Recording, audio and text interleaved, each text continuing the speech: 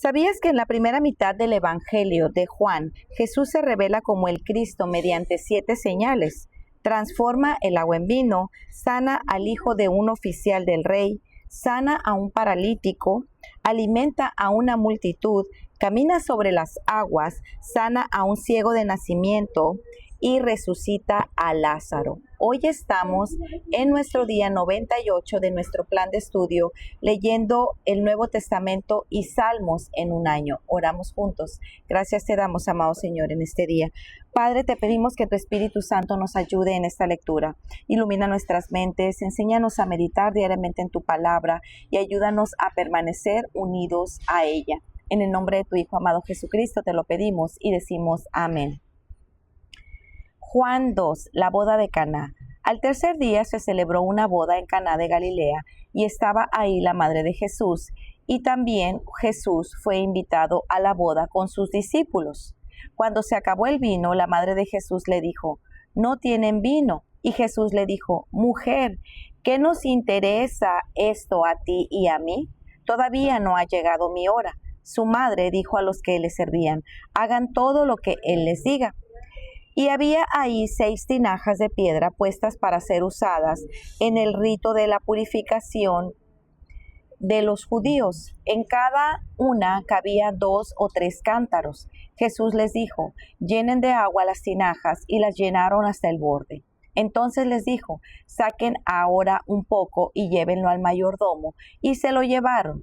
El mayordomo probó el agua convertida en vino sin saber de dónde era, pero los que servían, que habían sacado el agua, lo sabían. Entonces el mayordomo llamó al novio y le dijo: «Todo hombre sirve primero el vino bueno, y cuando ya han tomado bastante, entonces el inferior, pero tú has guardado hasta ahora el vino nuevo».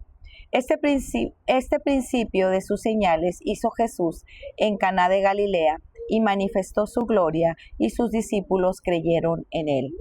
Después de esto, Jesús bajó a Capernaum con su madre, sus hermanos y muchos discípulos, pero no se quedaron ahí muchos días. Jesús echa a los mercaderes del templo. La Pascua de los judíos estaba cerca y Jesús subió a Jerusalén. En el templo encontró a los que vendían bueyes, ovejas y palomas, y a los que cambiaban dinero ahí sentados. Y haciendo un látigo de cuerdas, echó a todos fuera del templo con las ovejas y los bueyes, desparramó las monedas de los que cambiaban el dinero y volcó las mesas. A los que vendían palomas les dijo: «Quiten esto de aquí, no hagan de la casa de mi padre una casa de comercio». Sus discípulos se acordaron de que estaba escrito: «El celo por tu casa me consumirá». Entonces los judíos le dijeron: «Ya que haces estas cosas, ¿qué señal nos muestras?». Jesús les respondió: «Destruyan este templo y en 3 días lo levantaré». Entonces los judíos dijeron: «En 46 años han edificado este templo, ¿y tú lo levantarás en 3 días? Pero él hablaba del templo de su cuerpo. Por eso, cuando resucitó de los muertos, sus discípulos se acordaron de que había dicho esto y creyeron en la Escritura y en la palabra que Jesús había hablado. Los primeros creyentes en Jerusalén. Cuando Jesús estaba en Jerusalén durante la fiesta de la Pascua, muchos creyeron en su nombre al ver las señales que hacía. Pero Jesús, en cambio, no se confiaba de ellos, porque los conocía a todos y no tenía necesidad de que nadie le diera testimonio del hombre, porque él conocía lo que había en el interior del hombre. Para reflexionar. En este capítulo pasamos de conocer quién es Jesús a ver cómo su gloria comienza a hacerse visible en la vida cotidiana. Juan nos lleva de la revelación a la experiencia, del Verbo eterno al Cristo que actúa entre la gente común, transformando lo ordinario en extraordinario. Jesús inicia su ministerio, por así decirlo, de una manera poco usual, pero con gran mensaje. Él transforma lo ordinario en extraordinario con el propósito de revelar su gloria. Las bodas de Caná, la primera señal. Utilizar la palabra señal aquí es clave porque más adelante veremos su conexión. El primer milagro de Jesús ocurre dentro de una celebración y no cualquier celebración, una boda. No fue en medio de una crisis nacional, no fue en una guerra, una boda. Todos hemos participado de al menos una boda y sabemos que eso es símbolo de gozo, plenitud, bendición, esperanza y la lista puede seguir. Así que no fue un hecho fortuito o que María lo hizo para hacer algo que no quería. Todo estaba planificado para que así sucediera. Cuando su madre le comenta la dificultad en la que se encontraban los novios, la respuesta de Jesús es: todavía no ha llegado mi hora. Jesús sabía que su hora, la cruz, aún no había llegado. Pero incluso en ese momento, cada gesto y palabra apuntaba al cumplimiento del plan del Padre. Su respuesta amorosa a María nos enseña que la fe verdadera no busca controlar, sino confiar. Esa es una forma amorosa pero firme de decirle a su madre que él actuaba de conformidad al plan soberano del Padre, no por presiones humanas. Aún así, cambia el agua en vino, y no cualquier vino, el mejor. Vino guardado para el final, prefigura la nueva alianza, según superior a la antigua. Cada vasija vacía se llenó con el mejor vino. Así también, cuando Cristo esté presente, lo ordinario se convierte en un testimonio de su gracia. Jesús entonces inicia su ministerio mostrando que Él trae una nueva era de gracia y plenitud. Esto nos comunica que Cristo convierte el agua vacía de nuestros esfuerzos en vino del gozo redentor. El que Cristo estuviera en esta boda nos dice que cuando Él está presente hay transformación en esa plenitud y abundancia. Su respuesta a María también nos enseña que el discipulado requiere rendición, no control. Su madre dijo a los que servían: hagan todo lo que Él les diga. Ese sigue siendo el llamado a la fe obediente. María sabía cuál era la fuente del poder, sabía quién era la persona a quien acudir, y no olvidemos que ahí tenemos a Andrés, Simón, Felipe, Natanael y muy probablemente Juan, que están observando y mirando qué sucede. Esto también es para ellos, porque estaban por presenciar más.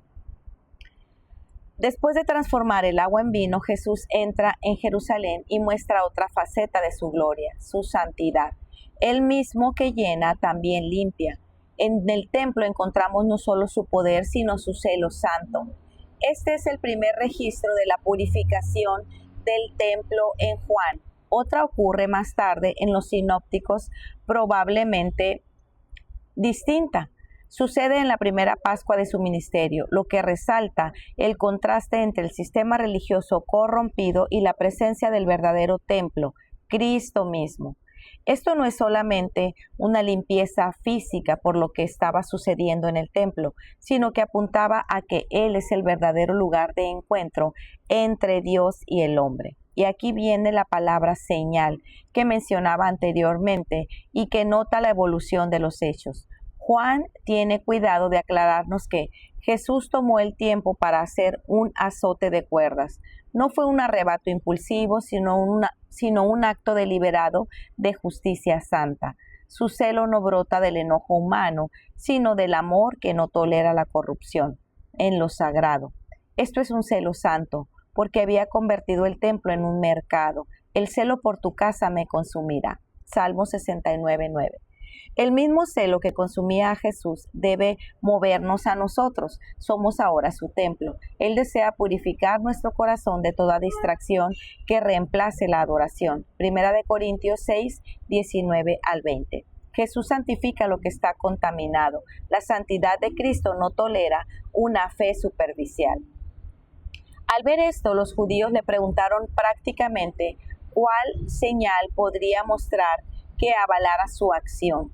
Esta pregunta revela que ellos sabían exactamente que Jesús tenía razón en hacer lo que hizo, pero ellos necesitaban mantener su posición ante los demás. Lo que Cristo hizo era una señal en sí misma de su autoridad. Nadie se atrevió a detenerlo, pero ellos querían cambiar la narrativa y desvirtuar la situación. La respuesta de Cristo los dejó más airados. Les habló de la señal de su propia muerte y resurrección, pero ellos una vez más no entendieron y pensaron en que solo podían ver con sus ojos naturales. La luz todavía no los había alumbrado y no reconocieron que esa luz estaba entre ellos. Algo interesante que nos dice al final de este capítulo es que sus discípulos se acordaron de esto cuando Él resucitó de los muertos y creyeron la escritura y las palabras de Jesús, no antes, sino cuando sucedió. Muchas veces somos como ellos, queremos ver primero, queremos seguridades, pruebas tangibles, pero no es así como funciona la fe. Luego Juan nos dice que en la fiesta de la Pascua muchos creyeron al ver las señales, pero Jesús no se confiaba de ellos porque conocía sus corazones. Hoy el llamado de Cristo sigue siendo el mismo, una fe genuina, no superficial. A Jesús no lo deslumbran las multitudes, porque Él conoce lo profundo del corazón. Ellos solo lo seguían por lo superficial, la moda. Jesús buscaba un tipo de compromiso real, genuino, dispuesto a todo. Y ese es el mismo compromiso que Él busca hoy en día. No un cristianismo light, diluido por las corrientes del mundo. No un cristianismo cómodo, sino uno que nos lleva a negarnos a nosotros mismos, reconocer nuestra necesidad de Él y seguirlo. Él no busca multitudes curiosas, sino discípulos rendidos. Que nuestro seguimiento no dependa de lo visible, sino del amor a aquel que nos transforma y nos limpia. Jesús sigue transformando vasijas vacías en instrumentos llenos de su gloria. Deja que hoy llene tu corazón con su vino nuevo y limpie tu vida como su templo santo. Él no busca perfección, sino disposición. Para meditar, ¿en qué áreas de tu vida necesitas que Jesús transforme el agua de tus esfuerzos humanos en el vino de su gracia y plenitud? ¿Permites que Cristo purifique tu corazón, su templo, de todo aquello que ha reemplazado la adoración genuina por hábitos o rutinas vacías? ¿Tu fe está basada en ver señales o en confiar en el carácter y las palabras de Jesús, aun cuando no entiendes todo lo que Él está haciendo? Pues muy bien, amigos, este fue nuestro día 98. Nos vemos el día de mañana. Que el Señor les bendiga grandemente. Hasta pronto. Bendiciones.